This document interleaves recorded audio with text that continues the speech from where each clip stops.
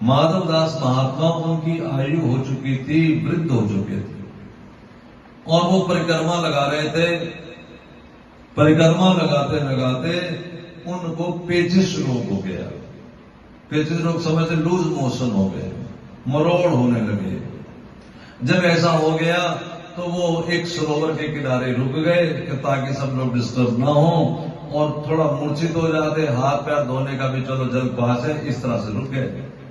जब उनको थोड़ी सी होश आई तो देखते क्या है कि एक बालक उनके वस्त्र धो रहा है, छोटा सा बालक। उन पूछा, भैया ये बेटा तुम कौन हो? गुरुजी होश आ गई, मैं अपनी मैया से आपके लिए खिचड़ी बनवा के लाया था, थोड़ी खिचड़ी खा लो।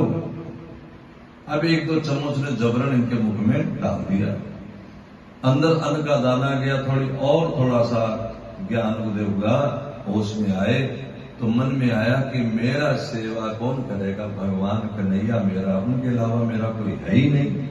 ये दृष्टि है एक, ये दृष्टि है संत दृष्टि, ये दृष्टि है भाव दृष्टि। हमारा कोई सेवक भी सेवा भी करे और हम उससे लड़े भी, कमाल नहीं है। आप वृंदावन में चले गए और वृंदावन में किसी ने आपकी सेवा भी की और आगे से आपको लग रहा है कि कहीं मेरी टैक्सी ना उठा के भाग जाए। ये आपकी दृष्टि, हमारी दृष्टि। कोई जन आपको कह रहा है कि सीट पे बैठ जाओ, आपको लगता है कि कहीं मेरी चूड़ी तो नहीं निकाल लेगा।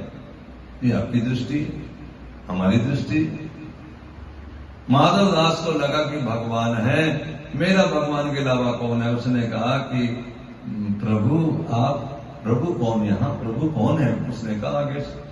माधवदास बोले, अच्छा आप कौन? उसने बता दिया, गांव का कोई नाम बता दिया। भगवान को बताने में क्या लगता है। लेकिन माधवदास बोले, हमारा भगवान के अलावा कोई हो नहीं सकता, और यदि तुम भगवान नहीं हो। उनको लग गया था ऐसा मन में कि भगवान मुझसे अपने आप को छिपा रहे हैं। तो कहा कि तुम जाओ, हमें भगवान के अलावा किसी से कोई सेवा लेनी ही नहीं। अंत तो भूतवा वो भगवान के रूप में प्रकट हुए, दर्शन दिए।